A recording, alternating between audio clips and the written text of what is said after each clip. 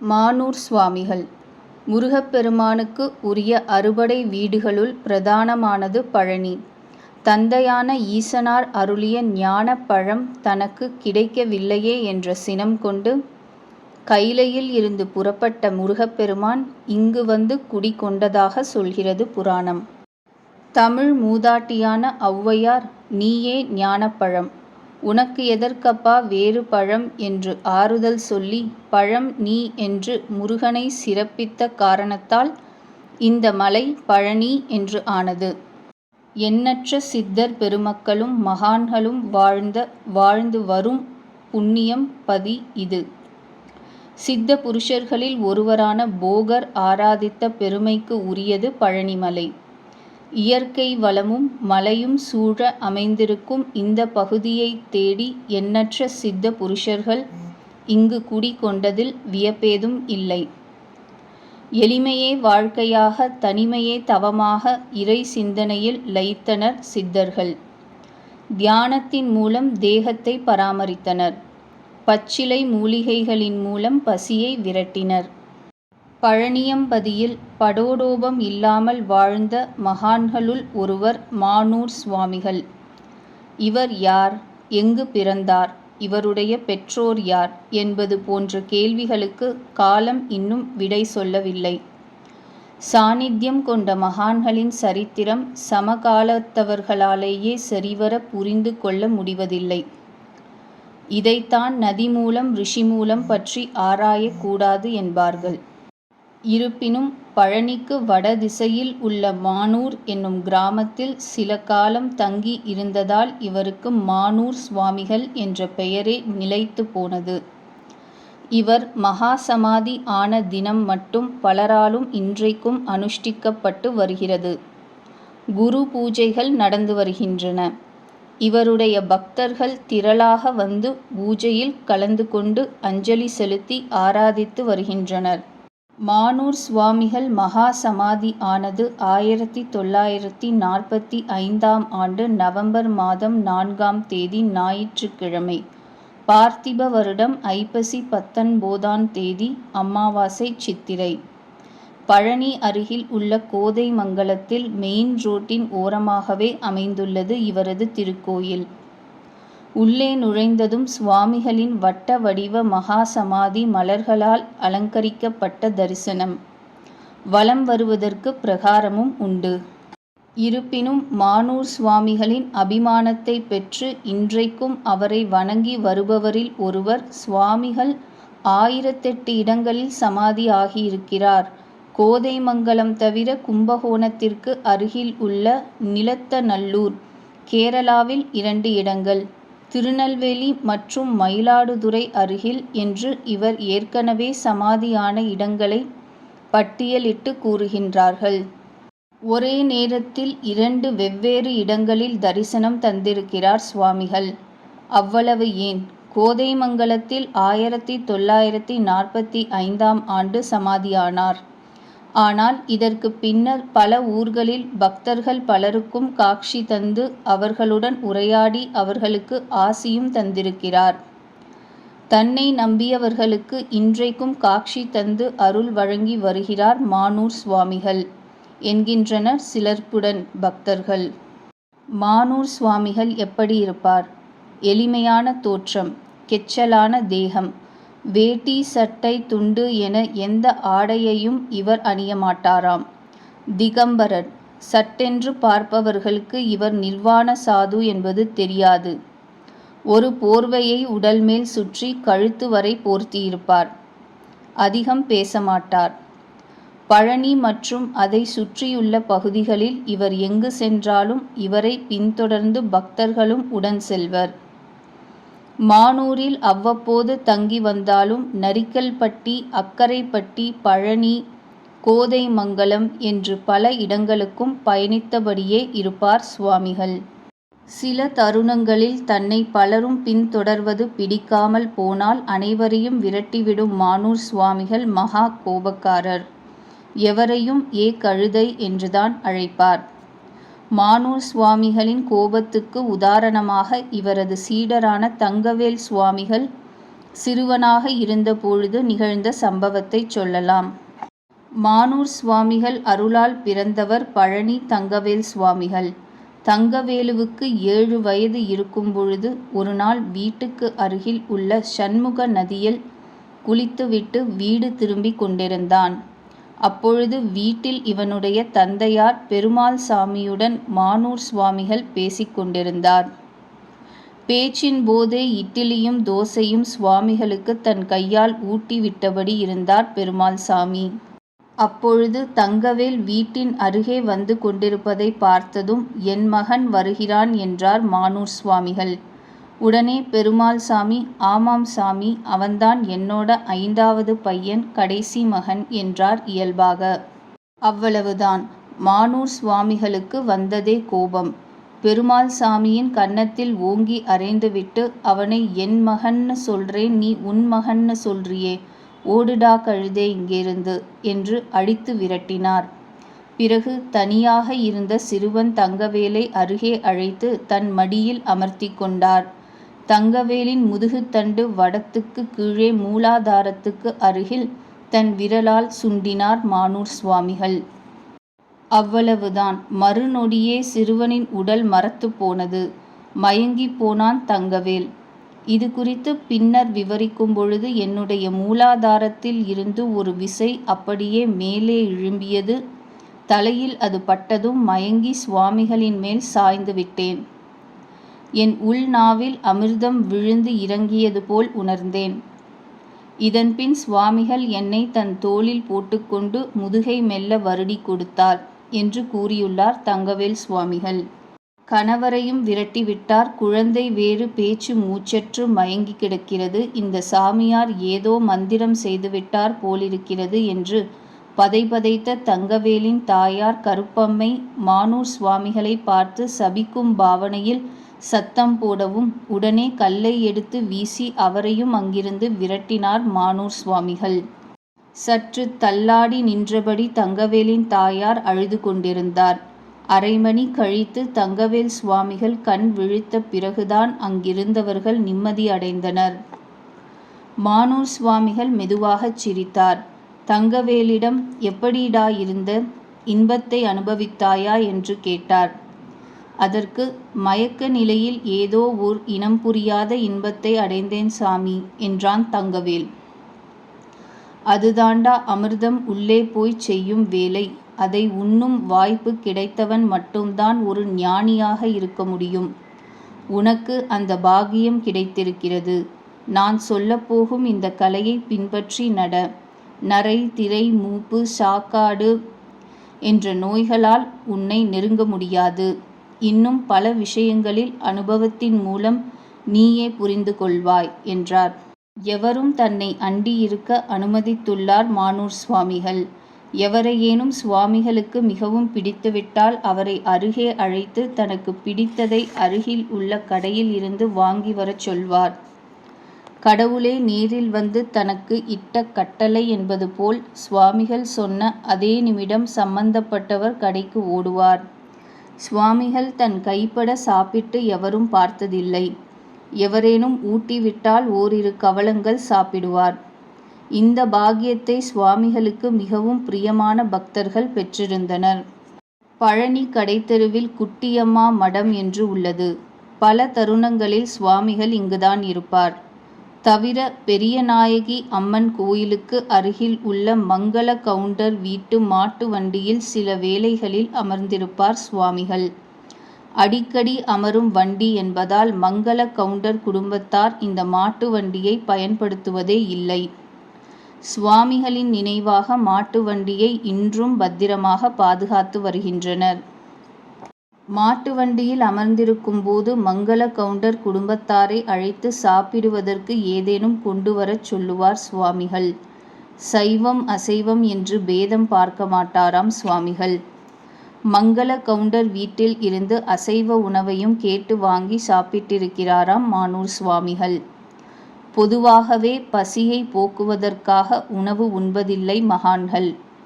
உடன் இருக்கின்ற பக்தர்களின் மனம் திருப்தி அடைய வேண்டும் என்பதற்காகவே சாப்பிடுகின்றனர். ஒரு நாள் மாட்டு வண்டியில் அமர்ந்திருந்த சுவாமிகள் மங்கள கவுண்டர் வீட்டு அன்பர் ஒருவரை அழைத்து, சாப்பிட்றதுக்கு 4 முட்டை எடுத்துட்டு வா என்றார். அதன்படி உள்ளே சென்று கைகளில் 4 முட்டைகளுடன் திரும்பினர். இதை வாங்குவதற்கு முன்னரே, ஏ கழுதை, இதில் 2 அழுகி போயிடுச்சே, நீ கவனிக்கலையா என்று முட்டையின் நிலையை சொன்னார் சுவாமிகள். இதேபோல் தன்னை சந்திக்க வருபவர்களுக்குள் இருப்பது நல்ல எண்ணமா கெட்ட எண்ணமா என்பதையும் பளிச்சென்ன சொல்லிவிடுவாராம் சுவாமிகள். பழனியில் இருந்து பொள்ளாச்சி செல்லும் ரயில் பாதையில் பழனியை அடுத்து புஷ்பத்தூர் எனும் ரயில்வே ஸ்டேஷன் உண்டு. ஒருமுறை பொள்ளாச்சி மார்க்கமாக பயணிக்கும் நோக்கத்தில் இந்த ஸ்டேஷனில் காத்திருந்தார் மானூர் சுவாமிகள். ரயிலும் வந்தது. ஏறி அமர்ந்து கொண்டார் சுவாமிகள். சுவாமிகள் வண்டி புறப்படவில்லை. அப்பொழுது சுவாமிகளது வித்தியாசமான தோற்றத்தைக் கண்டு முகம் சுளித்த டிக்கெட் பரிசோதகர் சுவாமிகளை நெருங்கி, உன் டிக்கெட்டை கொடு என்று அலட்சியமாக கேட்டார். அப்பொழுது சுவாமிகள் தியான நிலையில் இருந்தார். டிக்கெட் எடுக்காததால் தன்னை ஏமாற்றுவதற்கே கண்மூடி நடிக்கிறார் என்று நினைத்த பரிசோதகர் கோபத்துடன் சுவாமிகளது பிடரியில் கை வைத்து அவரை ரயிலில் இருந்து இழுத்து கீழே தள்ளினார். பிளாட்பாரத்தில் வந்து விழுந்த சுவாமிகள் டிக்கெட் பரிசோதகரை பார்த்து புன்னகைத்தபடி, போடா போ, உன் ட்ரெயினுக்கு பிரேக் போட்டுட்டேன், இனிமேல் பொள்ளாச்சி போய் சேர்ந்த மாதிரிதான் என்று சத்தமாக சொல்லிவிட்டு ஓர் ஓரமாக அமைதியாக தியானத்தை தொடர்ந்தார். மானூர் சுவாமிகளை அலட்சியமாக பார்த்துவிட்டு எதையோ சாதித்த திருப்தியுடன் ரயிலில் ஏறிக்கொண்டார் பரிசோதகர். ரயில் கிளம்புவதற்கு கொடி அசைக்கப்பட்டது. விசிலும் ஊதப்பட்டது. ரயிலை இயக்குபவர் ஹாரன் ஒலியை எழுப்பினார். ஆனால் இம்மியும் நகராமல் அப்படியே நின்றது ரயில். என்னென்னவோ செய்து பார்த்தார். எதிலும் பலனில்லை. பயணிகள் உட்பட பலருக்கும், குறிப்பாக புஷ்பத்தூர் ரயில் நிலைய அதிகாரிகள் பலர் ரயில் நகராமல் இருக்க என்ன காரணம் என்று குழம்பி தவித்தனர். அப்பொழுதுதான் டிக்கெட் பரிசோதகர் மெல்ல புரிந்து கொண்டார். சுவாமிகளை கீழே தள்ளிவிட்ட போது கோபத்துடன் அவர் சொன்ன வார்த்தைகளை நினைத்து பார்த்தார். ரயில் இப்போது இப்படி இருப்பதற்கு ஒருவேளை இவர்தான் காரணமோ, இவரது வாக்கு பலித்துவிட்டதோ என்று சந்தேகித்தனர். சற்று முன் நடந்த சம்பவத்தை ரயில் நிலைய அதிகாரியிடம் விரிவாகச் சொன்னார். நீங்கள் சொல்லுகிற ஆசாமி மானூர் சுவாமிகளாக இருந்தால் அவர் சொன்னதுபடியே நடந்தது காரணம். எனக்கும் இது போன்ற அனுபவங்கள் நடந்தது உண்டு. வேறு எவராவது என்றால் என்ன செய்வது என்று தெரியவில்லை. சரி, வாருங்கள், அவரை காட்டுங்கள் என்று டிக்கெட் பரிசோதகரின் பின்னே மிக வேகமாக நடந்தார் நிலைய அதிகாரி. அதற்குள் ரயிலை இயக்கும் டிரைவரும் வந்துவிட்டார். மூவரும் நடந்தனர். டிக்கெட் பரிசோதகரும் சுவாமிகளை அடையாளம் காட்டினார். சுவாமிகளை பார்த்ததும் அவரது திருப்பாதங்களில் தடாலென விழுந்தார் நிலைய அதிகாரி. அடுத்ததாக சம்பவத்தின் விபரீதத்தை உணர்ந்த இருவரும் நமஸ்கரித்தனர். நிலைய அதிகாரி, மன்னிக்க வேண்டும் சுவாமிகளே, தங்களை அறியாததால் தவறாக நடந்து கொண்டுவிட்டார் பரிசோதகர். இவரை மன்னித்து அருள்வதுடன் ரயிலை புறப்படச் செய்யுங்கள் என்றார். போடா போ, நான் போட்ட பிரேக்கை எடுத்துட்டேன், இனி வண்டி ஓடும், போங்கடா என்றார் மானூர் சுவாமிகள். இதையடுத்து இன்ஜினை இயக்கினார் டிரைவர். எந்த சிக்கலும் இன்றி இயல்பாக கிளம்பியது ரயில். அனைவரின் முகத்திலும் சந்தோஷம். இஸ்லாமிய அன்பர் ஒருவர் சுவாமிகளின் தீவிர பக்தர். இவர் புனித தலமான மெக்காவுக்கு ஒருமுறை சென்றிருந்தார். அங்கே தன்னுடைய நண்பர் ஒருவரிடம் மானூர் சுவாமிகளது மகிமையை உணர்ச்சி பெருக்குடன் விவரித்தார். அந்த நண்பரும் வியப்புடன் கேட்டுக்கொண்டிருந்தார். அப்பொழுது இவர்கள் பேசிக்கொண்டிருந்த மெக்கா சமாதியின் வழியே நடந்து சென்றாராம் சுவாமிகள். அதை கண்டு அதிர்ச்சியுற்ற அவர் உடனே தன் நண்பரிடம், அதோ பார், அவர்தான் மானூர் சுவாமிகள். இப்பொழுதுதான் இவரை பற்றி உன்னிடம் சொல்லி வந்தேன். சுவாமிகள் குறித்து உணர்வு பூர்வமாக யார் பேசினாலும் அங்கே அப்பொழுதே வந்து தரிசனம் தருவார் சுவாமிகள் என்று ஆச்சரியம் பொங்க கூறினார். மறுவினாடி அங்கே சுவாமிகளை காணும். இதேபோல் சென்னை, பழனி முதலான பல இடங்களிலும் தான் சமாதியாகிவிட்ட பிறகும் பலருக்கும் தரிசனம் தந்திருக்கிறார் மானூர் சுவாமிகள். மானூர் சுவாமிகள் ஒருமுறை கோவைக்குச் சென்றிருந்தார். சுவாமிகளது வளர்ச்சியையும் புகழையும் பிடிக்காத கோவையைச் சேர்ந்த ஒருவர் அப்பொழுது அவரை தீர்த்து கட்ட திட்டமிட்டார். கோவையில் உள்ள ஒரு தெரு ஒன்றில் நடந்து வந்து கொண்டிருந்தார் சுவாமிகள். அங்கே தெருமுனையில் ஒரு டிரான்ஸ்பார்மர் இருந்தது. கூலியாட்கள் சிலரை அழைத்து அவர்களுக்கு கை நிறைய பணம் கொடுத்த சதிகாரர்கள் சுவாமிகளை அடையாளம் காட்டி, அந்த ஆளை அலேக்கா தூக்கி டிரான்ஸ்பார்மர்ல போடுங்க, மத்ததை நாங்க பார்த்துக்கறோம் என்றனர். இவர் எவ்வளவு பெரிய மகான் என்பதை அறியாததாலும் சதிகாரர்கள் கொடுத்த பணம் கண்ணை மறைத்ததாலும் இந்த கொடூரச் செயலை அரங்கேற்றுவதற்காக கூலியாட்கள் காத்திருந்தனர். இதையெல்லாம் அறியாதவரா சுவாமிகள்?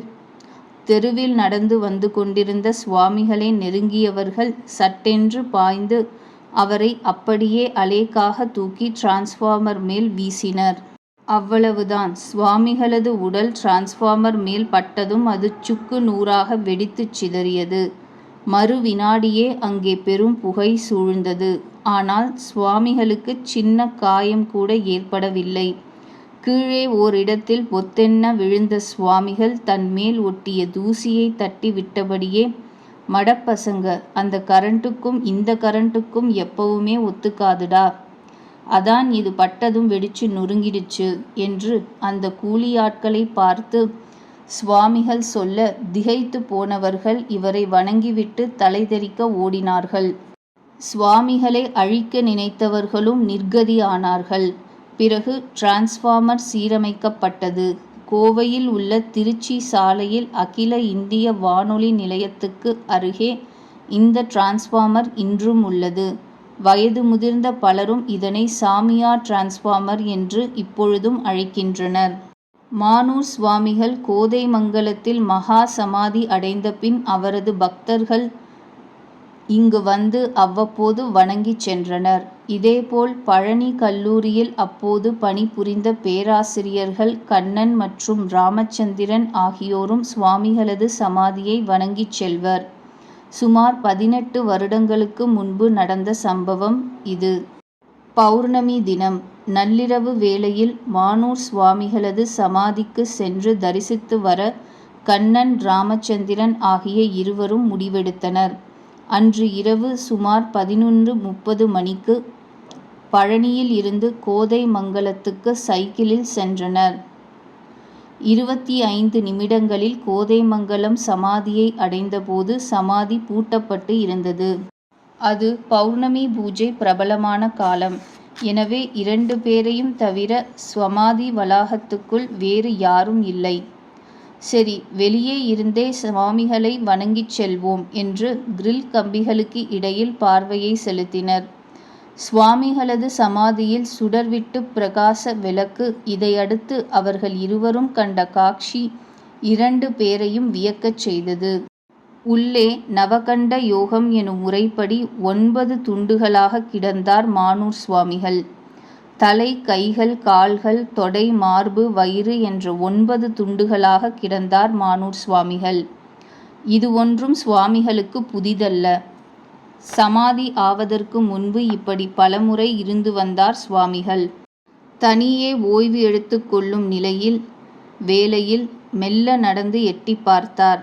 இந்த நவகண்ட யோக காட்சியை காண வரும் எவரேனும் புதிய நபர்கள் இந்த காட்சியை கண்டால் அவ்வளவுதான், கூச்சலிட்டு ஊரை கூட்டி விடுவார்கள். அப்படி எவரேனும் கூச்சலிடும்போது கண்ணிமைக்கும் நேரத்தில் சட்டென்று அனைத்து உறுப்புகளும் ஒன்றாக இணைந்து விடுமாம். எதுவுமே அறியாதவர் போல் இருக்கும் சுவாமிகள், இந்த பயலுகளையெல்லாம் கண்ட மேனிக்கு உதைக்கணும், எங்கே போனாலும் தொந்தரவு செய்யறதுக்குன்னே வந்துடுறாங்க என்று சொல்லுவாராம். மானூர் சுவாமிகளது சமாதியில் அந்த நள்ளிரவு வேளையில் தனித்தனியே கிடக்கும் உடல் உறுப்புகளை கண்டதும் கண்ணனுக்கும் ராமச்சந்திரனுக்கும் உடல் நடுங்கின. மலமளவென வியர்த்து கொட்டியது. 2 பேரும் அதிர்ச்சியில் உறைந்து போனார்கள். குருநாதா, உங்களை தொந்தரவு பண்ணிவிட்டோம், எங்களை மன்னித்து விடுங்கள் என்று சாஷ்டாங்கமாக விழுந்து நமஸ்கரித்தனர். பழனியில் குதிரை வண்டிகள் நிற்கும் ரவுண்டானா அருகே ஒரு நாள் அமைதியாக அமர்ந்திருந்தார் சுவாமிகள். அப்பொழுது திடீரென அடிபட்டு போச்சு, பஸ்ஸு அடிபட்டு போச்சு, ஆட்களுக்கு கொஞ்சம் சேதம் என்று சுவாமிகள் சொன்னாராம். அங்கே இருந்தவர்கள் ஒன்றும் புரியாமல் விழித்தனர். அலங்கியத்துக்கு அருகே பஸ் ஒன்று விபத்துக்குள்ளாகி அதில் பாதிக்கப்பட்டவர்கள் பழனி மருத்துவமனைக்கு வந்து கொண்டிருக்கும் விவரம் சுமார் 1 மணி நேரம் கழித்துதான் தெரிந்தது. தன்னுடைய குருநாதரான மானூர் சுவாமிகளுக்கு கொடைக்கானலில் பிரம்ம வித்யா பீட்டம் எனும் ஆசிரமத்தை நிறுவினார் பழனி தங்கவேல் சுவாமிகள். அவர்கள் வழிபடுவதற்காக இங்கு சுவாமிகளது வெண்கலச் சிலை ஒன்று உள்ளது. தீபாவளி நாளுக்கு முதல் நாள் தங்கவேல் சுவாமிகள் சமாதி ஆனார். தீபாவளி தினத்துக்கு அடுத்த நாள் மானூர் சுவாமிகள் சமாதியானார். நிமிடங்கள்தான் வேறு வேறு. மானூர் சுவாமிகளின் குரு பூஜை கோதைமங்கலத்தில் உள்ள அவரது சமாதியில் மங்கள கவுண்டர் மற்றும் பல கவுண்டர் குடும்பங்களால் சிறப்பாக நடைபெறுகிறது. அதே நாள் கொடைக்கானலில் உள்ள ஆசிரமத்தில் சுவாமிகளது குரு பூஜையை தங்கவேல் சுவாமிகளது குடும்பத்தார் நடத்துகின்றனர். இதேபோல் பல இடங்களிலும் சுவாமிகளது குரு பூஜை நடைபெறுவதாக சொல்வர். சமாதி ஆவதற்கு 6 மாதங்களுக்கு முன்பே தான் சமாதியாகும் நாள், நட்சத்திரம், தேதி, நேரம் முதலான விவரங்களுடன் துல்லியமாக சொல்லியிருந்தார் மானூர் சுவாமிகள். அதன்படியே சமாதி ஆனார். சுவாமிகளின் உத்தரவுப்படி 3 நாட்கள் வரை அவரது உடலை அப்படியே வைத்திருந்தனர். அப்பொழுது நாற்காலியில் உட்கார வைத்தால் உயிருடன் இருப்பவர் போலவே அமர்ந்திருப்பாராம். சுவாமிகளை நிற்க வைத்தால் எவரது தயவும் இன்றி நின்றதாம். உடலை பத்மாசனமாக அமர வைத்தால் அப்படியே இருந்தாராம் சுவாமிகள். மகா சமாதி ஆவதற்கு சில நாட்களுக்கு முன் தன்னை வணங்கி வந்த அன்பர்களிடம் சுவாமிகள் சொன்னது இதுதான்: எனது மறைவை எண்ணி எவரும் அழக்கூடாது. இந்த உலகுக்கு எப்பொழுது வேண்டுமானாலும் வருவேன் போவேன். என்னை உண்மையாக நினைத்திருங்கள், உங்களுக்கு காட்சி தருவேன். இந்த திருவாக்கினை மெய்ப்பிக்கும் வகையில் நடைபெற்ற சம்பவங்கள் பல உண்டு. இதை நெகிழ்ச்சியுடன் பகிர்ந்து கொள்ளும் சுவாமிகளது பக்தர்களே இதற்கு சாட்சி.